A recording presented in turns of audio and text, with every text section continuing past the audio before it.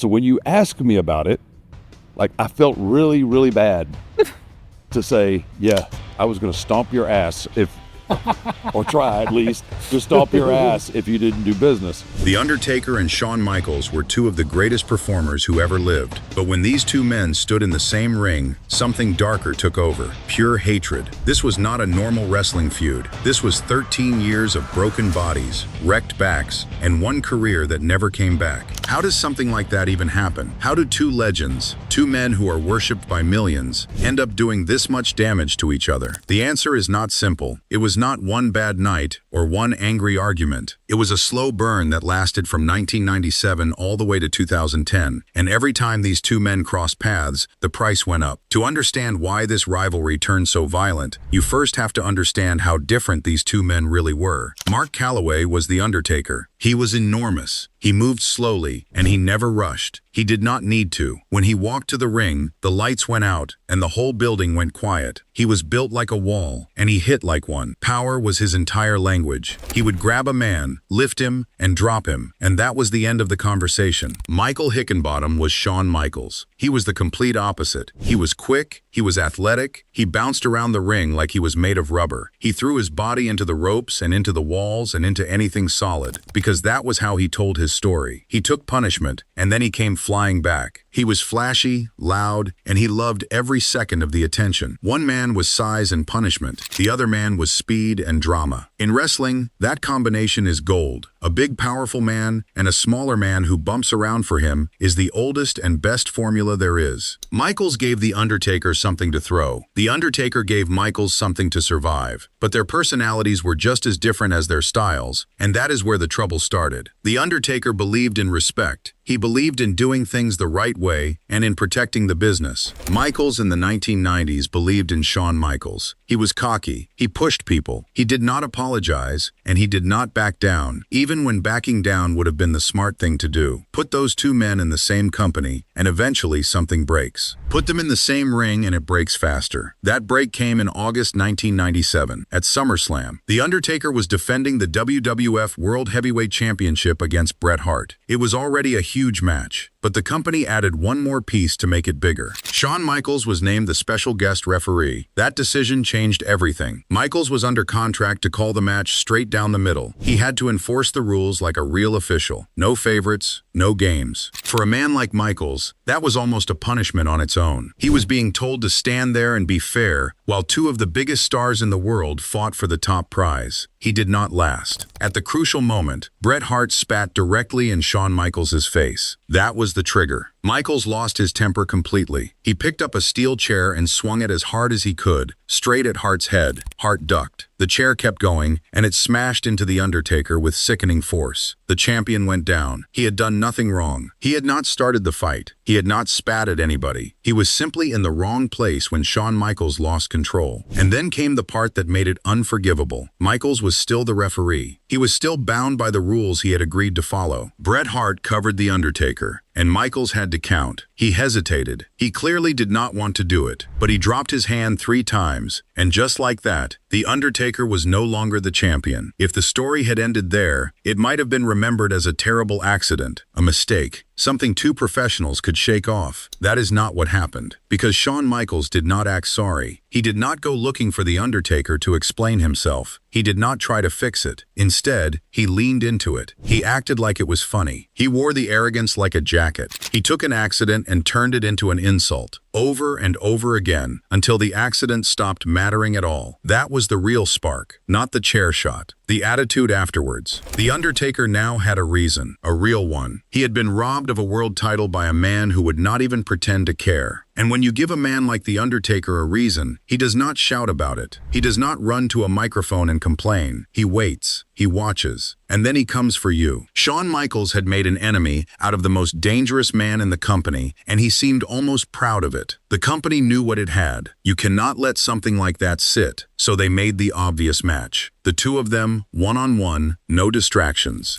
It was booked for Ground Zero on the 7th of September, 1997, their first ever official singles match. The idea was that this would settle it. It settled nothing. The match fell apart before it ever had a chance to become a match. There was no feeling out. There was no early wrestling. The bell rang and the whole thing collapsed into chaos almost instantly. The Undertaker did not care about winning. He cared about hurting Shawn Michaels, and anybody who tried to stop him became part of the problem. He grabbed an official and threw him into the ropes. Then he went after the rest of them. The referees were supposed to be there to keep order, and the Undertaker treated them like obstacles. He attacked the entire officiating crew. Michaels was no better. He was not going to stand there and take it. He started grabbing whatever he could find outside the ring and using it as a weapon. And he was not alone. D-Generation X came out to help him, and suddenly it was not one man against one man anymore. It was a brawl with extra bodies in it. The result was exactly what you would expect. There was no clean finish. The match was ruled a double countout and a no contest. Nobody won. Nothing was solved. The two of them just kept fighting long after the bell. But that night proved something important, and the company understood it immediately. A normal wrestling match could not hold these two men. Think about what that actually means. A wrestling ring has ropes for a reason. It has referees for a reason. It has rules and counts and disqualifications for a reason. All of that exists to keep the fight inside a box. And at ground zero, that box broke in under a minute. The WWF had a serious problem on its hands. They could not book these two in a regular match because regular matches did not apply to them. They could not put a referee in there because The Undertaker would go through him. They could not count them out because they had already proved they would keep going anyway. There was only one option left. If a normal match could not contain them, then the match itself had to change. So the company built something new. They called it Hell in a Cell, and it debuted at Bad Blood on the 5th of October 1997 at the Kiel Center in St. Louis, Missouri. The idea came from Jim Cornette. He had been thinking about an old match from Georgia Championship Wrestling in 1982 called The Last Battle of Atlanta, where Tommy Rich and Buzz Sawyer had been locked inside an enclosed cage. Cornette took that idea and made it far bigger and far more frightening. The cell was 20 feet high. It had walls of steel mesh and a steel roof over the top, so there was no way to climb out and no way to escape. And there was one detail that made it far worse than a normal cage. The structure did not sit on the ring mat. It sat on the arena floor, outside the ring apron, which meant the ringside area was inside the cage too.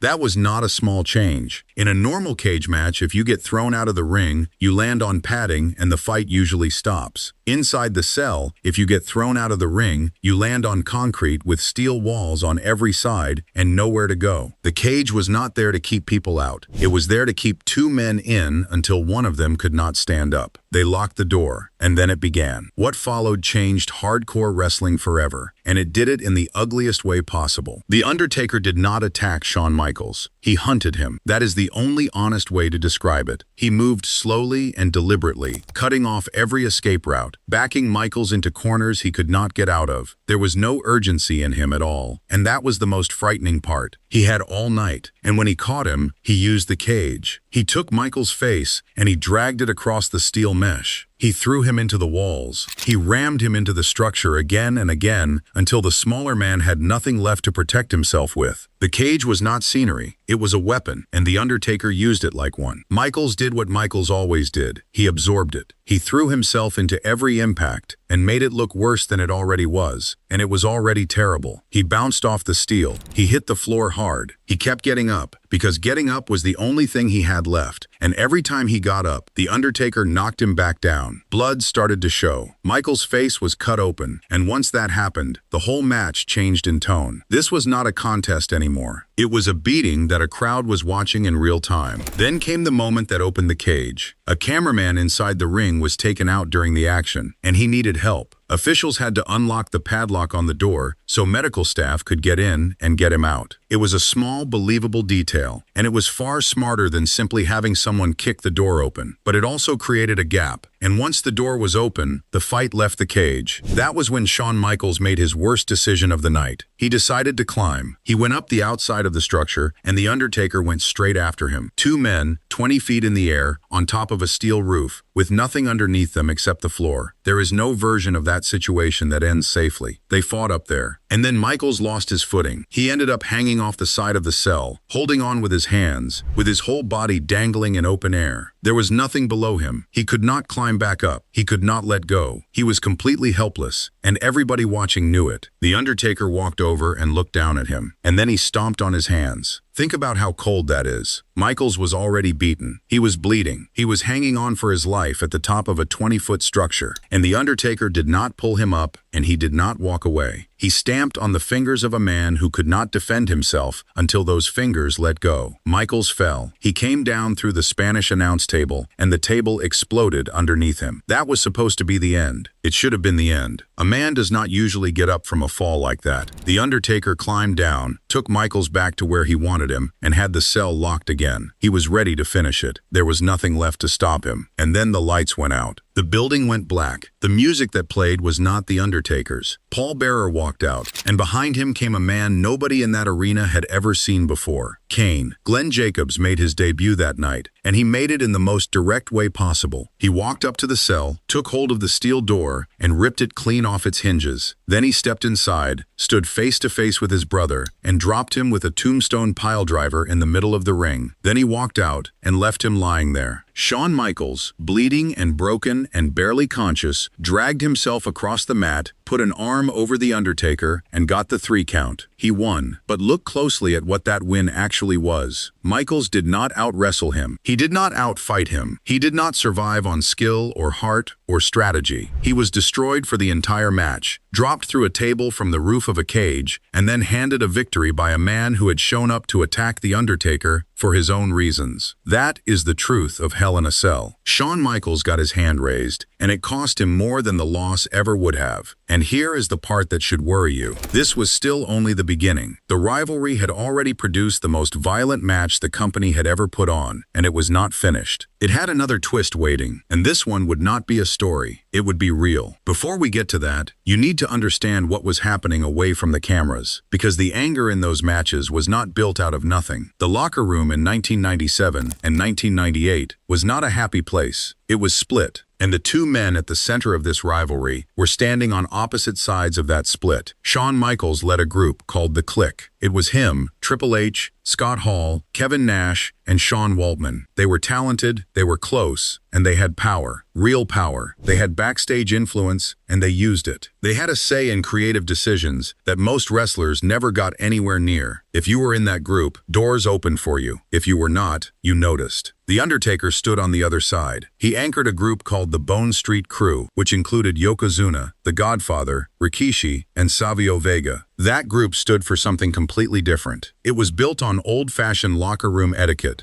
on loyalty to the company, and on the idea that you do things properly and you do not use politics to get ahead. So this was never only about 2 wrestlers who disliked each other. It was 2 philosophies sitting in the same room. One believed in influence, the other believed in respect. Neither one was going to change its mind. Then came Survivor Series in 1997 and the Montreal Screwjob, and the tension went from bad to poisonous. Vince McMahon changed the finish of the championship match between Bret Hart and Shawn Michaels without Hart's agreement. It happened live, in front of everybody, and it split the company open. Trust disappeared overnight. Wrestlers who had been comfortable suddenly were not sure who they were working for. That was the moment The Undertaker became the most important man behind the curtain. He went directly to Vince McMahon, not through anybody else. He demanded answers, and he demanded accountability, and he did it because somebody had to hold the company steady while everything shook. Nobody voted for him. Nobody gave him the job. He took it because he was the only one with enough standing to take it, and after that night, he was the undisputed leader of that locker room, which meant that Shawn Michaels was now feuding with a man who did not just have power in the ring. He had power everywhere. You could see that in March 1998 at WrestleMania 14. Michaels was scheduled to lose the WWF Championship to Stone Cold Steve Austin. It was a huge moment for the company. Austin was about to become the biggest star in the industry, and the whole plan depended on Michaels doing the job properly and making Austin look like a superstar on the way out. But the atmosphere backstage was tense and unstable, and Michaels was in a great deal of physical pain. There was real doubt about whether he would cooperate. So The Undertaker sat down in the gorilla position, right at the entrance where every wrestler has to walk past on the way to the ring, and he taped up his hands. He did not have to say anything. He did not make a speech. He simply sat there where Shawn Michaels would see him, with his fists wrapped, making one thing absolutely clear. If Michaels did not do the right thing for Steve Austin, there would be consequences, and those consequences would be physical. That is the environment this rivalry lived inside. It was not a storyline where everyone smiled and shook hands afterwards. There was genuine bad feeling, genuine mistrust, and genuine threat sitting under every single match they had. And the physical pain Michaels was carrying at WrestleMania that night had a source. It came from a match against The Undertaker 2 months earlier, and it was the moment the rivalry stopped being a story and became permanent damage. The 18th of January, 1998, the Royal Rumble in San Jose, California. The match was a casket match for the WWF Championship. The rules were simple and cruel. To win, you had to beat your opponent so badly that you could put him inside a wooden casket at ringside and shut the lid on him. There was no pinfall, there was no submission. You had to put a man in a box. Everything about that match was designed to be dark, and in the middle of it, something went wrong that nobody planned. The Undertaker took hold of Shawn Michaels and threw him over the top rope with a back body drop, sending him out towards the ringside area. It was a standard move. Both men had done it 1,000 times. There was nothing unusual about it at all. But Michaels over-rotated in the air. He came down without control, and instead of landing on the floor, his lower back caught the hard outer edge of the wooden casket. All of his weight, all of that momentum, dropped straight onto one narrow edge, right across his lower spine. The damage was catastrophic. He suffered 2 herniated discs, and a third disc was not just damaged, it was completely crushed. That is not a bruise. That is not something you walk off with ice and a few days of rest. That is a spine that has been broken down in 3 separate places in a single second. And he did not stop. Shawn Michaels got back up and finished the match. He kept working with his back destroyed, all the way to the end, and he won it when Kane and a group of heels came out, put The Undertaker inside the casket, locked him in, and set the whole thing on fire.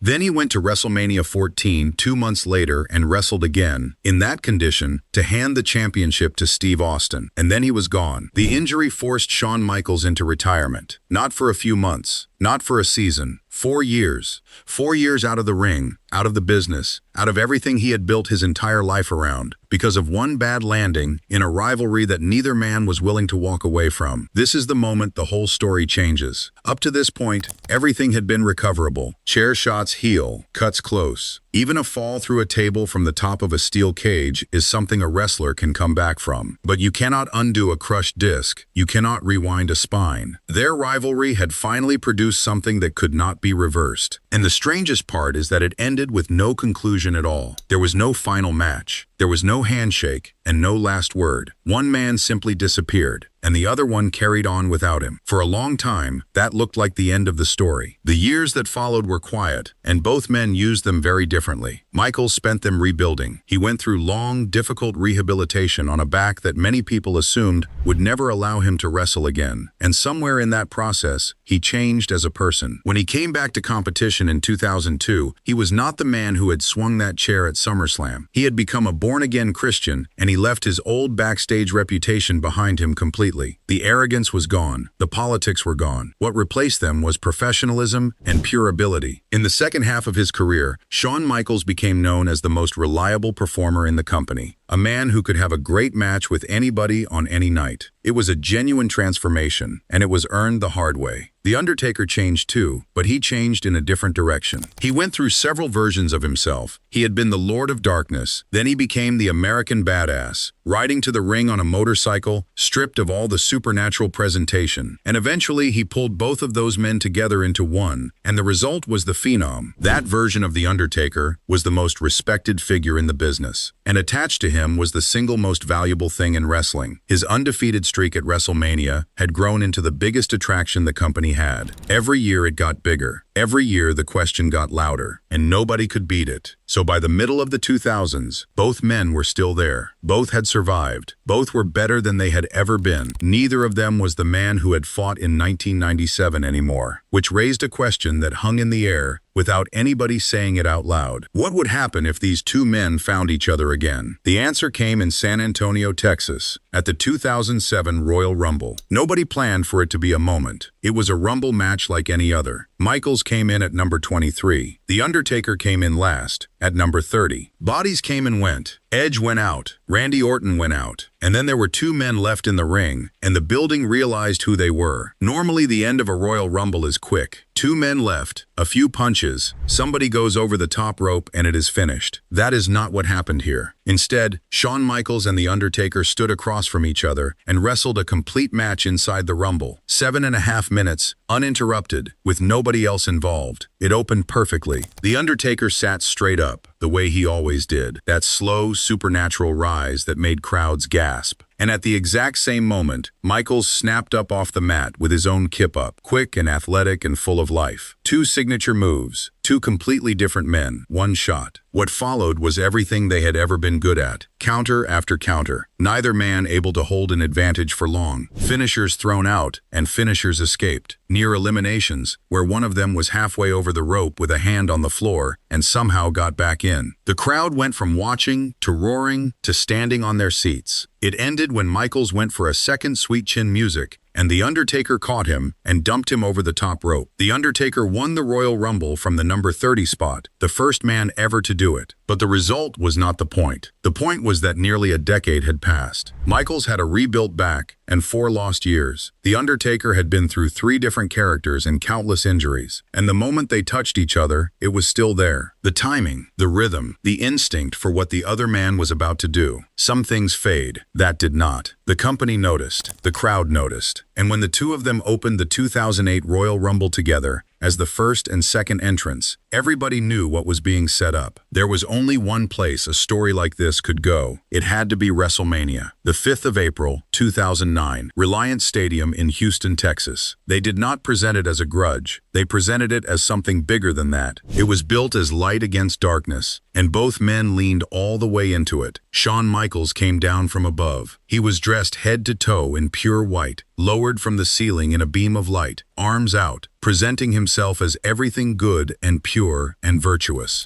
The Undertaker did not come from above. He rose from underneath the stage, out of smoke and fire and blackness, slow and enormous, and utterly silent. Heaven against the underworld, that was the picture. And once the bell rang, they spent the next 30 minutes trying to destroy each other inside it. The match worked because of a simple, terrifying idea. Neither man would stay down. The Undertaker hit Michaels with a chokeslam. Michaels kicked out. He hit him with the last ride, lifting him high in the air and driving him into the mat. Michaels kicked out of that too. And then he hit him with the tombstone piledriver. The move that had ended more careers than anybody could count. The move that ended every WrestleMania match The Undertaker had ever had. Michaels kicked out of that as well. And it went the other way too. Michaels caught The Undertaker with sweet chin music, the kick that had finished world champions, and The Undertaker got a shoulder up. So Michaels hit him with a second one, and he got up from that too. Every single time, the crowd came apart a little more. Every single time, the two of them had to go further to find something the other man could not survive. That is what makes a great match. It is also exactly how people get hurt. Which brings us to the moment that nearly turned this whole thing into a tragedy. Halfway through the match, The Undertaker went for a suicide dive. He climbed through the ropes, took a run, and threw himself over the top rope towards the floor. For a man that size, this move is dangerous even when everything goes right, because there is no way to protect yourself once you are in the air. Michaels saw him coming, and he grabbed the ringside cameraman and pulled him directly into the landing zone. The cameraman was a WWE wrestler called Sim Snuka, placed there for exactly this reason. His job was to catch The Undertaker and break the fall. He was standing too far back. The Undertaker came over the ropes and Snuka could not get to him cleanly. 300 pounds of a man, already committed, with nothing to land on. He rotated too early in the air, and he came down on the arena floor directly on the top of his head and his neck. There was no way to make that look safe, because it was not safe. It was one of the worst landings anybody has ever taken on a wrestling show, and for a few seconds it was genuinely unclear whether The Undertaker was going to move again. He had a severe concussion. He had just landed on his head on concrete in front of 70,000 people, and he was concussed. And he got up. The referee, Marty Elias, started a slow 10 count on the floor to buy him time. That count did two things. It gave The Undertaker the seconds he needed to gather himself, and it let the tension in the building climb higher and higher while everybody waited to see if he could stand. He beat the count, he got back in the ring, and he carried on wrestling. Sim Snuka never appeared on WWE television again, and he was released from the company a short time later. Think about what this rivalry had just done. It had taken the most protected performer in the business,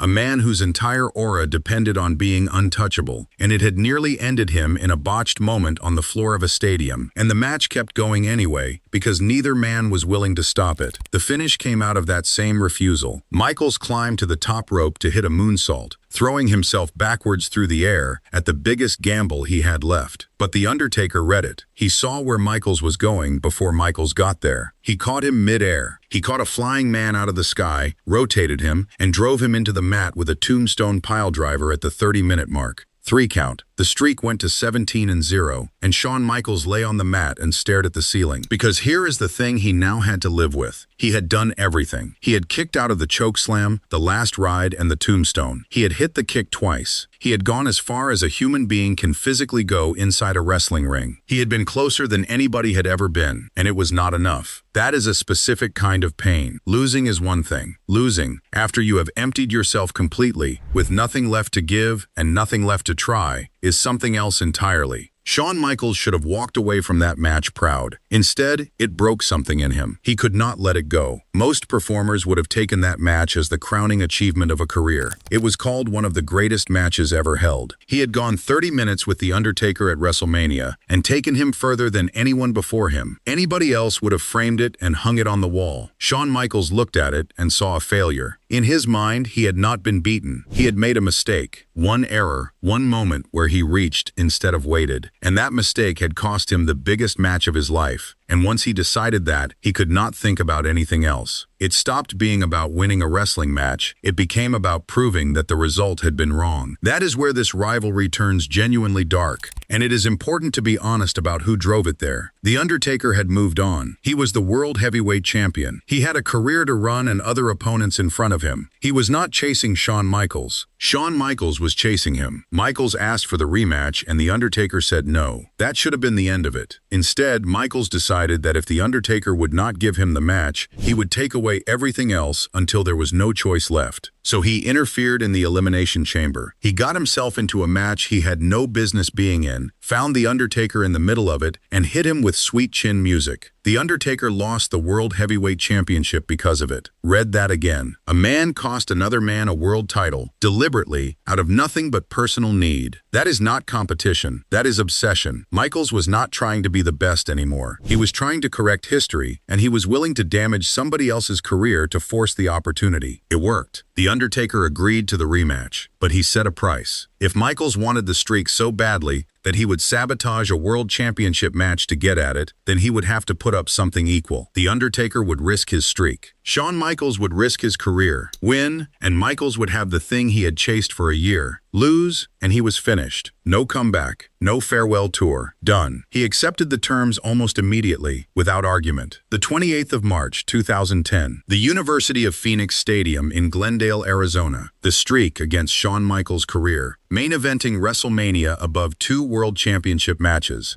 because there was nothing on that show or in that business bigger than this. No disqualification, no countout. Nothing could stop it except one man beating the other. The first match had been about light and darkness. This one was not about anything so grand. This one was about desperation, and it looked like it from the opening minute. Michaels did not try to out-wrestle The Undertaker this time. He went after his body. The Undertaker had a damaged knee and a damaged ankle, and Michaels knew it, so he attacked them without hesitation. He wrapped him up in the figure 4 leg lock. He locked in the crossface. He went for those weak points over and over, wrenching at them, trying to take the legs out from under a man who was already hurt. There was nothing graceful about it. It was cold and it was targeted. The Undertaker answered in kind. He picked Michaels up and hit him with a tombstone on the exposed stadium floor, dropping him headfirst onto ground with no give in it at all, in a match where there was no countout to save anybody. And still Michaels would not stay down. The Undertaker hit him with a tombstone. He kicked out. He hit him with a second tombstone. He kicked out of that one too. By this point, Michaels could barely function. The Undertaker pulled his straps down. Everybody in that stadium knew what came next. The throat slash. The gesture he made before he finished a man off. And he looked down at Shawn Michaels, not with anger, with something much closer to regret. He stared straight into the Undertaker's eyes. Then he did the throat slash himself. The Undertaker gave him what he asked for. He scooped him up, jumped into the air, and drove him down with a jumping tombstone piledriver. It was harder than the two before it. There was nothing held back in it at all. He covered him. 3 count. At 24 minutes, the streak became 18-0, and Shawn Michaels' career was over. That should have been the final image. The Undertaker got up, and then he stopped being the Undertaker. He broke character, walked over to Shawn Michaels, and helped him to his feet. Then he pulled him in and embraced him in the middle of the ring. 13 years of hostility, and this is where it landed. 2 exhausted men holding each other up. Then the Undertaker did one more thing. He let go, turned around and walked out of the ring, and he left Shawn Michaels there alone. He did not share the moment. He did not stand in it. He gave the ring away so that Michaels could have his last minutes with the 72,219 people in that stadium entirely to himself. That was the respect, and it was real. 13 years, 3 different eras, and 2 men who kept walking into the same fire because neither of them could stand the thought of the other one being better. So what do you think? Was The Undertaker against Shawn Michaels the greatest rivalry of its era? Or was the price they paid far too high? Let me know in the comments below, and if you enjoyed this one, subscribe for more stories like it.